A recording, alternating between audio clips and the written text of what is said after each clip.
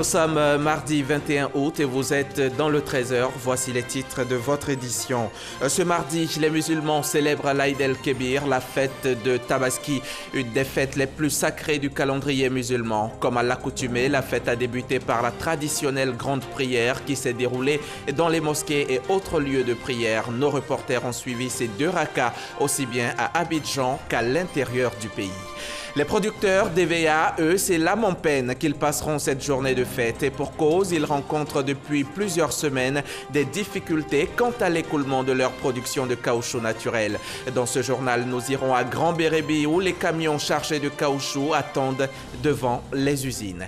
Pretoria avait choisi l'ex-chef d'État Thabo Mbeki comme envoyé spécial du pays pour la région des Grands Lacs. Mais Kinshasa refuse. C'est ce qui ressort au lendemain du sommet de la communauté de développement de l'Afrique australe, la SADC. Nous en parlerons en fin de journal.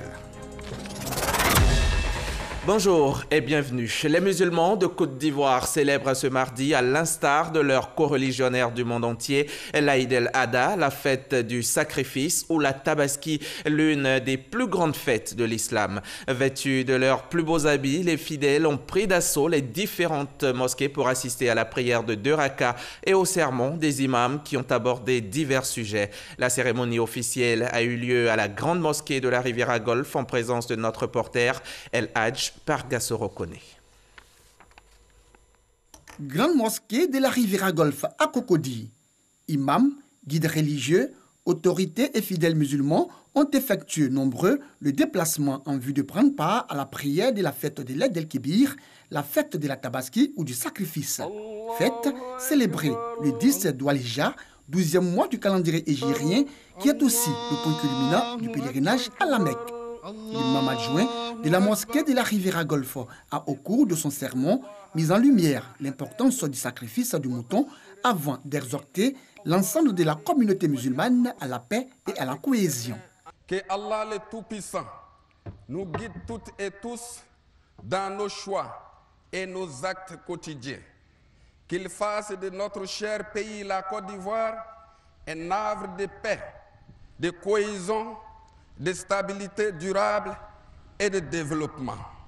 Le message de l'imam appuyé par le ministre Sidiki Diakité, représentant le président de la République, Alassane Ouattara. Cette fête se déroule dans un contexte très spécial parce que c'est cette année 2018 que le président a choisi d'aller accomplir le 5e pilier de l'islam.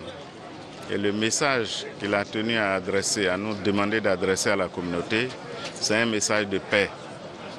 Il a dit ce matin, je suis venu en pèlerinage et je vais prier pour la paix en Côte d'Ivoire.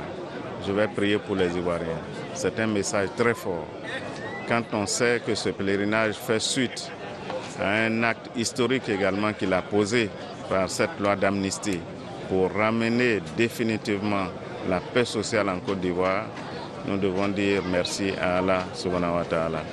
La prière a été suivie par le sacrifice du mouton de l'imam. Elle a bénéficié du soutien des guides des autres confessions religieuses. Pour les fidèles musulmans à la Mecque, le sacrifice constitue le rite final du pèlerinage.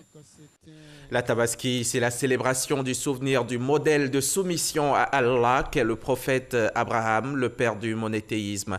Notre équipe de reportage menée par Patricia Omoitia a suivi pour vous la prière dans les mosquées du plateau de Williamsville et Atekoubé. Le message des imams est le même à chaque fois, la paix et la réconciliation vraie dans notre pays.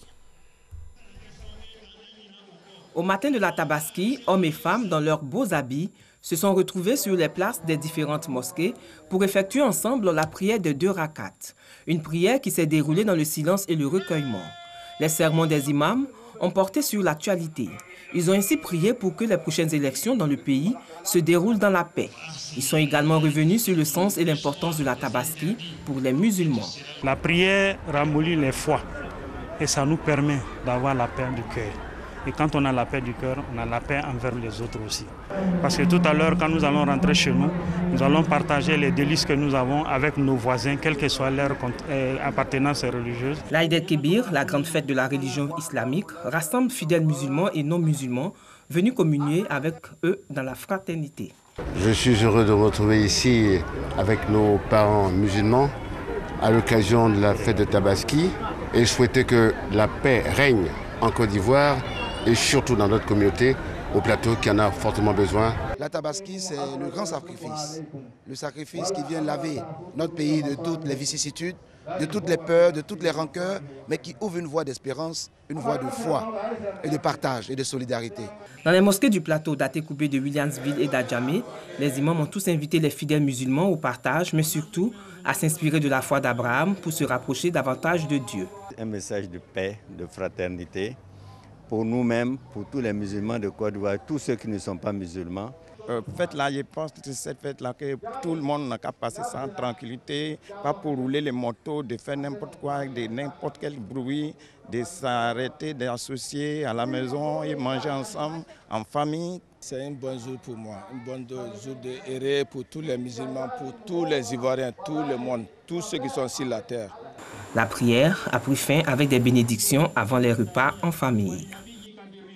La fête de la Tabaski au Laïd el-Kébir commémore donc la volonté d'Abraham de sacrifier son fils Ismaël comme un acte de soumission à Allah.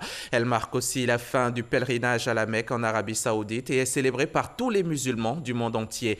Direction Bouaké, au centre du pays, où l'imam de la grande mosquée a exhorté les fidèles musulmans à toujours marcher selon les prescriptions divines pour une Côte d'Ivoire en paix. On retrouve nos différents reporters sur place. À Bouaké, les fidèles musulmans parés de leurs plus beaux habits ont sacrifié à la tradition religieuse. Après la prière, constituée de 2 rakats, l'imam de la grande mosquée est revenu sur l'importance de cette fête dans la religion islamique. Touré Badiawari a exhorté tous les Ivoiriens à la prière pour une réconciliation sincère et une paix durable en Côte d'Ivoire. Les musulmans ont aussi prié pour des élections locales apaisées. Grande mosquée de Bouaké-Djambourou. 2 rakats ont constitué la prière de la Tabaski ou l'Aïd el-Kébir. Dans son sermon, l'imam Konaté Bakari a invité les disciples de Mahomet à cultiver les vertus de paix et de solidarité. L'imam a ensuite immolé le mouton, perpétuant ainsi l'acte de dévotion d'Abraham, le père de la foi, à Allah, le Tout-Puissant Miséricordieux. À l'image de tous les autres lieux de prière, c'est l'imam Koné Yaya qui a officié la prière de l'Aïd el-Kébir à l'esplanade de la mosquée Salam de Bouaké, habitat de la Caisse. Dans son sermon, l'imam Koné Yaya a enseigné aux musulmans les vertus de la paix et de tolérance qui caractérisent l'islam. Après les 2 rakats et l'immolation du bélier par l'imam, les fidèles musulmans chez eux à la maison ont perpétué l'acte. Les musulmans prieront toute la journée pour bénéficier des mérites de ce jour chargé de symboles. Au 6e arrêt, à Broukro, mosquée Ben Amourous, l'imam Bakayoko Lagui, après les 2 rakats, a prié pour de meilleures conditions de vie et la culture d'un esprit civique, le respect des institutions de la République et des autorités qui les incarnent. Le guide religieux a donné le ton du sacrifice d'Abraham, permettant ainsi aux disciples de sacrifier à la tradition religieuse. Au quartier Air France, les musulmans ont également marqué cette tradition religieuse à travers la grande prière organisée sur le terrain de l'école Bassa. Après les 2 rakats, l'imam Ndiaye Ahmed a exhorté ses coreligionnaires à la tolérance et à la cohésion sociale. Voilà pour le chapitre célébration de la Tabaski. En tout cas, pour ce qui concerne cette édition, nous y reviendrons bien entendu et bien plus largement dans nos prochains journaux. Depuis plusieurs semaines, les producteurs d'EVA rencontrent des difficultés quant à l'écoulement de leur production de caoutchouc naturel. À Grand-Bérébi, par exemple, de longues files de camions chargés de caoutchouc sont stationnés devant les usines de première transformation. Une situation décriée par les producteurs. Qu'est-ce qui peut bien expliquer cet état de fait? Qu'est-ce qui est fait par acteurs et usiniers pour résoudre durablement la question? Élément de réponse dans ce reportage signé Sam Conan et Noël Niagno. Une longue file de camions chargés de caoutchouc frais. Nous sommes à Grand-Bérébi, dans le sud-ouest de la Côte d'Ivoire, à proximité de l'usine de la SOGB. Les raisons? D'abord, la réduction du volume de caoutchouc frais acheté au quotidien aux planteurs villageois. Avant, la société prenait 1500 tonnes, 2000 tonnes. On pesait de 6h30 à 21h, 22h. Mais aujourd'hui, nous sommes là, on commence à 8h et on arrête à 14h. La société reçoit seulement que 250 tonnes. De plus, une sélection est faite dans cette opération pour favoriser les planteurs locaux. Il y a des véhicules qui quittent aussi loin que Adzopé et ce sont ces véhicules-là qu'on retrouve chez nous. C'est tout simplement, c'est parce qu'ils savent qu'ici nous achetons jusqu'à 300 tonnes par jour et on est parfois désolé de devoir refuser l'entrée de ce caoutchouc, évidemment, parce que nous voulons absolument privilégier le caoutchouc de notre zone, le caoutchouc de nos planteurs. Mais pourquoi cette réduction du volume d'achat du caoutchouc frais? Cette situation a brusquement stoppé à partir du 1er juillet 2018, où les compagnies maritimes, toutes les compagnies maritimes ont cessé d'accepter des fonds de tasse en containers pour être exportés vers l'Asie. Pourquoi? Parce qu'il y a eu plusieurs sinistres à cause de containers qui coulaient, à cause de caoutchouc qui était trop frais et de qualité qui n'était pas respectée par les exportateurs, et cela a été une réaction de la part des compagnies maritimes. Que faire pour résoudre de façon durable cette situation pénalisante pour les producteurs villageois venus à l'EVA-culture pour son succès socio-économique? Le premier responsable de la filière EVA s'y emploie de façon concertée avec ses pairs, mais aussi avec les pouvoirs publics. Nous sommes en négociation avec les partenaires, les lignes maritimes. Je pense que très rapidement, on va trouver un premier accord qui va nous permettre de sortir de cette situation. Donc, dans l'immédiat, il y a la production des planteurs qu'il faudra ramasser, et puis on va passer à une deuxième étape, puis à une troisième étape. Mais tout cela demande vraiment un appui de l'État. La filière EVA compte 164 000 planteurs identifiés sur une superficie géolocalisée estimée à plus de 600 000 hectares, dont 550 000 hectares pour les planteurs villageois. Le volume de la production de 2017 est de 591 000 tonnes pour une provision de 395 000 tonnes de caoutchouc frais. De nombreuses réformes ont été entreprises par le système des marchés publics. Et ce sont entre autres la transparence, les recours efficaces aux soumissionnaires, la lutte contre la corruption et la fraude. Et ces réformes portent leurs fruits. Elles ont boosté la part des PME au niveau des marchés publics de 16,6% en 2016 et à 42% en 2017. Les précisions de Jean-Luc Bangbo.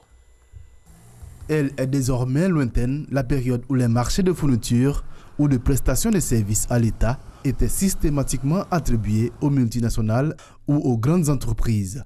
Les petites et moyennes entreprises ont désormais leur mot à dire, raflant régulièrement des marchés publics dans tous les secteurs. Le secteur qui présente plus de concentration d'activités au niveau des PME est notamment le secteur des fournitures. Ce secteur à lui seul représente 36,4% des activités des PME. Vient ensuite le secteur des travaux. À lui seul a enregistré 496 marchés sur les 1390 remportés par les PME, soit un pourcentage de 35,7%. Viennent à la fin les travaux liés aux prestations. Et ce secteur représente 27,9% des activités des petites et moyennes entreprises ivoiriennes. Ces résultats sont l'aboutissement d'un long processus initié depuis plusieurs années. Pour encourager et faciliter la participation des petites et moyennes entreprises à la commande publique, le décret 2015-525 du 15 juillet 2015 et ses textes d'application ont introduit de nouvelles mesures. C'est le relèvement des seuils de passation, de validation et d'approbation des marchés. Le seuil est passé à 100 millions de francs CFA pour tous les assujettis au code des marchés publics, hormis les collectivités qui restent pour le moment à 30 millions de francs CFA. Les seuils de validation et d'approbation ont été également relevés. On a 300 millions contre 100 millions auparavant. Et il y a également comme l'une des mesures phares la réduction du taux de cautionnement provisoire. Enfin, nous avons l'octroi d'une marge de préférence de 5% accordée aux entreprises qui sous-traitent au moins 30% de leur marché aux PME locales. De nouvelles dispositions que saluent les patrons des PME, principaux bénéficiaires de cette réforme du système des marchés publics ivoiriens. Les conditions de participation aux différents marchés ont été quelque peu améliorées depuis un certain temps. Donc, on n'a pas vraiment de difficultés.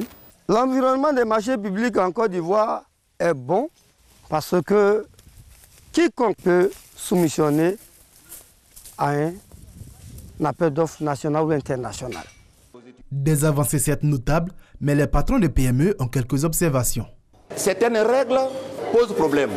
Naturellement, la clause de la moins-disante. Cette clause amène les soumissionnaires à proposer des offres anormalement bas.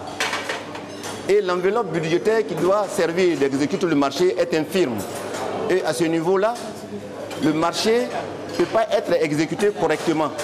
Donc je proposerais que l'autorité contractante elle-même évalue le coût de réalisation du sujet de l'appel d'offres. Les difficultés principales se situent au niveau des règlements des factures qui ne se font pas à temps. Certaines PME éprouvent encore des difficultés à remporter des marchés publics. L'accès au marché passe par la concurrence.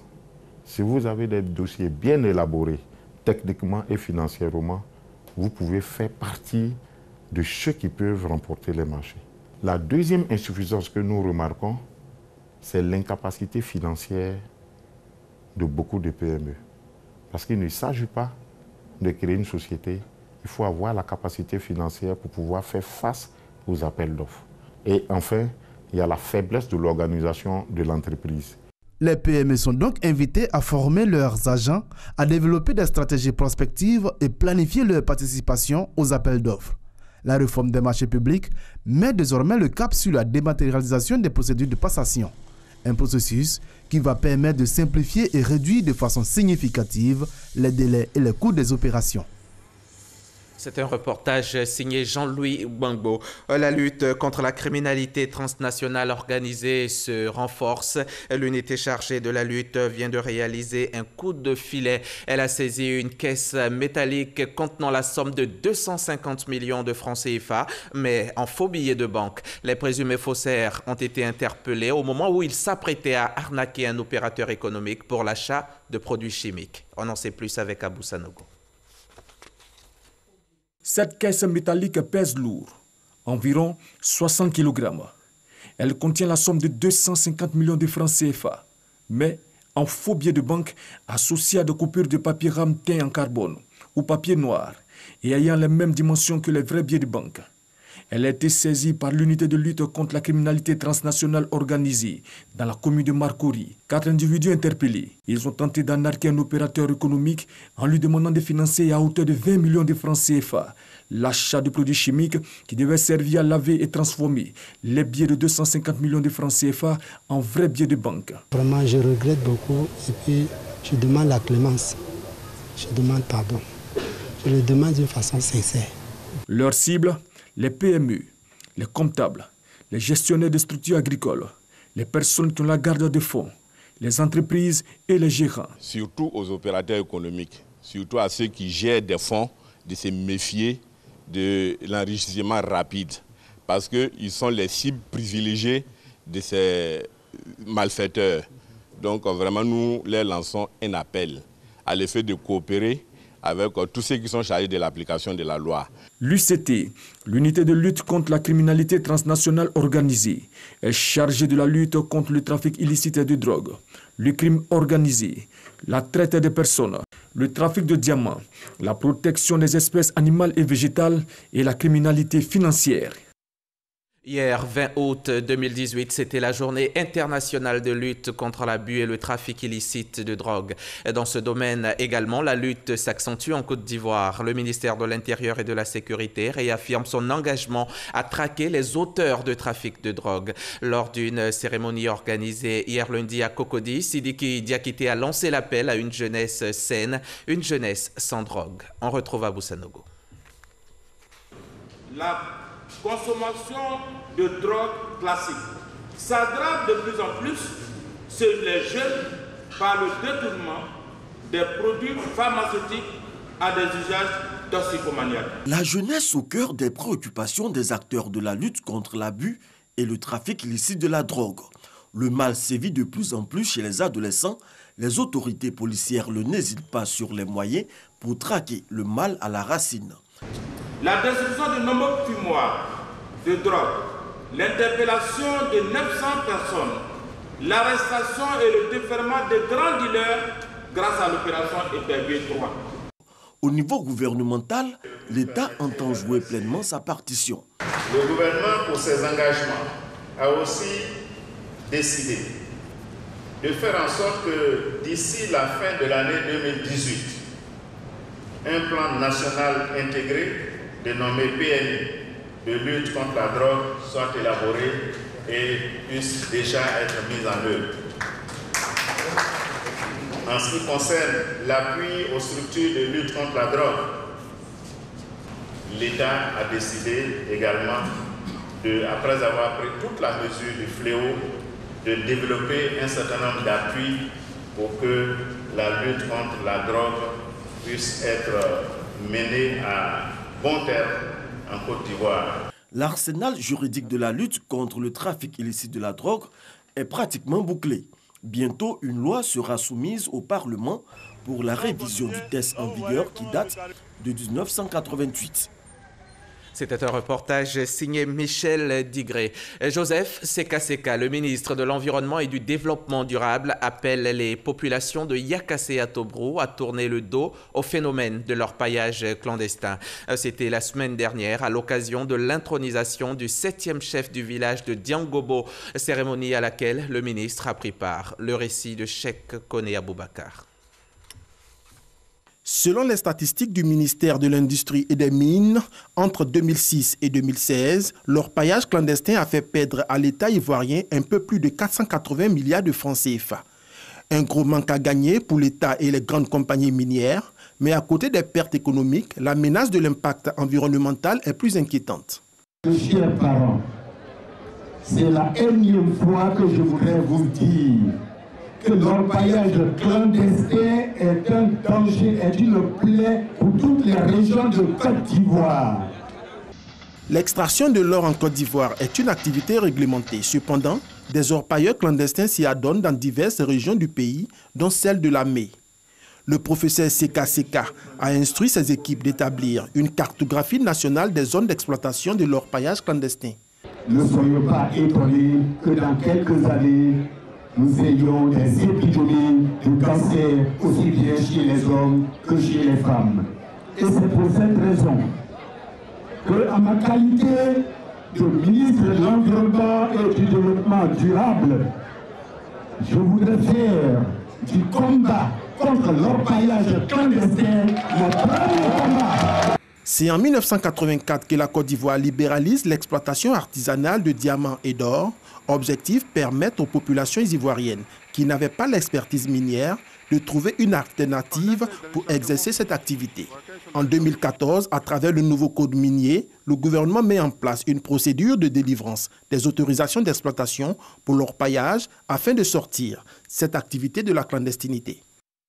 La direction de l'encadrement des établissements privés et la direction de la pédagogie et de la formation continue organisent chaque année des sessions de renforcement des capacités des enseignants du privé, souvent sans grande formation. Plus de 2000 directeurs des études, éducateurs et enseignants pourront désormais exercer leur métier sans grande difficulté. À Boaké et dans le Béquet, ce sont plus de 500 auditeurs qui ont été formés, nous dit Soro Corona de la station régionale sur place. Plus de 40% des effectifs des écoliers et élèves de Côte d'Ivoire fréquentent les établissements privés. Toujours selon les données du ministère de l'Éducation nationale, plus de la moitié des enseignants de ces écoles n'ont pas la formation adéquate. Pour élever leur niveau et celui de l'enseignement dispensé, la direction de l'encadrement des établissements privés et la direction de la pédagogie et de la formation continue organisent chaque année des sessions de renforcement de capacité. Pour cette 8e édition, ils sont plus de 2000 directeurs des études, éducateurs et enseignants à bénéficier de cette formation. Il faut faire en sorte que les acteurs de ces segments-là aient les mêmes compétences, n'est-ce pas, que ceux qui interviennent dans le segment public. Et c'est pourquoi, depuis 2011, nous avons entrepris, n'est-ce pas, de donner des autorisations d'enseigner, de donner des autorisations de diriger, de donner des autorisations d'exercer la fonction d'éducateur, n'est-ce pas, à nos acteurs du secteur privé, mais précédés d'une formation. À Boaké, plus de 500 auditeurs ont été formés. Au cours de la cérémonie de clôture, ils ont été exhortés à transmettre la formation reçue. Dans l'élaboration des fiches, La méthodologie, vraiment, c'était un petit problème. Mais avec ce qu'on a reçu, je pense que je vais donner le meilleur de moi en cette année 2018-2019. 10 jours durant, les participants ont reçu les outils nécessaires pour une formation de qualité. Des diplômes de fin de formation ont été remis. Le peuple baoulé s'est détourné depuis plusieurs décennies de la culture du coton. Et pourtant, le coton profite beaucoup à ce peuple sur les plans économiques, culturels et touristiques avec l'activité du tissage du pagne baoulé. Les populations de Tiébissou, plus particulièrement de Bomizombo et de Kondé-Yaokro, en sont le témoignage. Ces deux localités sont réputées dans cette activité. Charles Tatou s'y est rendu ce week-end. Son reportage. Le peuple baoulé affiche depuis belle lurette un désintéressement à la culture du coton. Aucun champ relatif à ce produit saisonnier dans les régions du centre de la Côte d'Ivoire. Et pourtant, ce produit industriel est générateur d'activités de revenus comme le tissage de pagne traditionnel, métier dans lequel les habitants des villages de Bomizombo et de Kondé-Yaokro ont une réputation. Vous savez que les écoles de bois et les fibres de raffia et les parents prenaient ça pour se couvrir. Les colons sont arrivés, ils ont envoyé le coton. Et ils travaillaient pour les blancs, mais les blancs les maltraitaient, ils les frappaient. Non, les parents ont démissionné de ce travail. On n'a pas de champ de coton. Mais comme c'est devenu maintenant industriel. Cette activité se transmet du père en fils. Et c'est cet héritage que nos parents nous ont légué. Et aujourd'hui, vous voyez, tout le monde se fait plus l'activité du pagne baoulé. Pas de repos pour les tisserands, tant la demande est forte. À l'occasion des fêtes et des grands événements dans le pays, c'est la ruée de certains acteurs du textile notamment, les revendeurs, les stylistes et les modélistes vers ces deux localités. Nous sommes là dans le cadre de la promotion des pains traditionnels et autres. Ici, nous sommes logés à l'hôtel, pas à quelques 200 mètres d'ici, dans ce village. En tout cas, pour le moment, tout marche bien. Actuellement, j'ai une cliente qui est venue commander une tenue quand je fais un défilé. Et je vais prendre une pagne ici. Pour lui faire une grande tenue, elle doit aller au Mali pour un gala. L'activité de tissage de pagne traditionnel baoulé nourrit son homme. Elle a même généré d'autres activités de revenus autour d'elle et contribue pleinement au développement des villages de la tribu Bomi. Parmi ces nouvelles bâtisses que vous voyez, il y a des tisserands qui sont propriétaires de maisons. Il y a même des tisserands qui sont propriétaires de véhicules. Nous, à travers le Quindan, nous sommes en train d'organiser la jeunesse, nous sommes en train d'organiser ceux qui tissent le pagne pour que ce métier puisse participer encore plus au développement de notre village. Pour l'unité et la consolidation de la cohésion sociale, les cadres de Bomizombo et de Kondé-Yaokro œuvrent activement pour la fusion des coopérateurs de la filière pagne des deux localités. Ils fondent leur espoir sur le Tiedan Festival, fête culturelle qui fait la promotion du pagne traditionnel baoulé. Faisons à présent un tour à Divo, dans le Lodjibois, au centre-ouest de la Côte d'Ivoire. Je vous y amène pour prendre part à la 8e édition du Djaka Festival, un festival qui célèbre les rites, traditions et cultures des peuples Dida, Godié et leurs alliés Avika, Maïzi et Neyo. Vous allez le voir, vous le voyez déjà en images, danse patrimoniale, vestiges et traditions, art culinaire également, vestimentaire ont meublé le festival. Le reportage de Franck Quadio vous sera proposé ultérieurement. En Ouganda, des heurts ont éclaté ce lundi, hier lundi 20 août, dans la capitale Kampala pour la 2e journée consécutive. Les forces de l'ordre ont utilisé des gaz lacrymogènes et tirent à balles réelles pour disperser les manifestants réclamant la libération d'un député de l'opposition arrêté la semaine dernière. Bobby Wayne, ancien chanteur devenu homme politique, a été arrêté mardi dernier après que des militants de l'opposition ont jeté des pierres sur le convoi présidentiel. Pretoria avait choisi l'ex-chef d'État Thabo Mbeki comme envoyé spécial du pays pour la région des Grands Lacs. Mais Kinshasa refuse. Si l'Afrique du Sud ambitionne de retrouver son rôle de faiseur de paix, c'est donc loin d'être gagné. C'est ce qui ressort au lendemain du sommet de la communauté de développement de l'Afrique australe, la SADC. Ce dont il faut peut-être se souvenir, c'est que pendant le sommet de la communauté de développement de l'Afrique australe, le président sud-africain Cyril Ramaphosa a fait partie des chefs d'État qui ont poussé Joseph Kabila à faire un discours d'adieu. Il est aussi celui qui s'est amusé à la tribune de la réticence de son homologue congolais à dire qu'il passait la main. Et c'est la fin de ce journal. Merci de l'avoir suivi. Bonne fête de l'Aïd à tous les musulmans qui nous suivent. Et à demain, 13h sur la chaîne Kirasan.